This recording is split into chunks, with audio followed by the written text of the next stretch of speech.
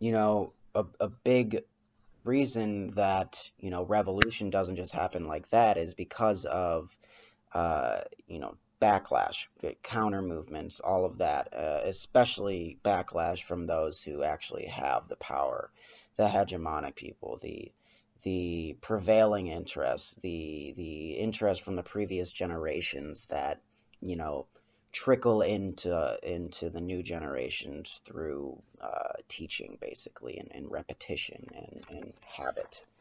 But Marx talks about how in the United States it's a different story. That the change happens much quicker because people are coming from these countries that were undergoing the rapid change and bringing these sort of new philosophical ideas to the United States and beginning in an already advanced epoch, and as he says, beginning in an already advanced historical epoch, and the development proceeds very rapidly.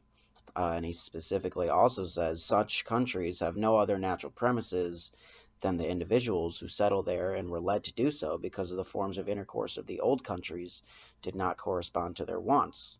Thus they begin with the most advanced individuals of the old countries, and therefore with the correspondingly most advanced form of intercourse.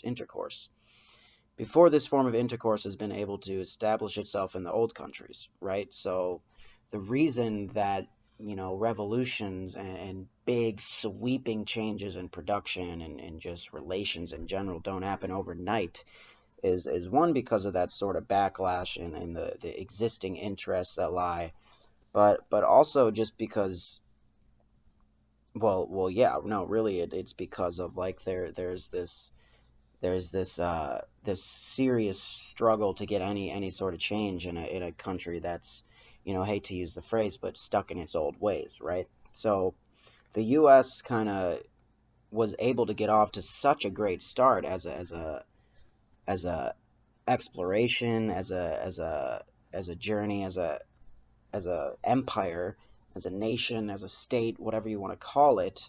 They were able to get off to such a great start because they didn't have the histories of the old countries. They didn't have the old money people. They didn't have necessarily the class divisions. Let's be real. Let's be honest. There were definitely divisions at the time with the people coming over to America, and there were differences in why people came over. Some was religious persecution, some economic, some just wanted to see what's up in good old North America, you know? So the moral of the story is here is that, the United States was able to be so successful because of the lack of historical baggage, so to say. So enough about this American exceptionalism, or the American, um, America's number one. Like, if you want to make those arguments, you have to come also from the standpoint that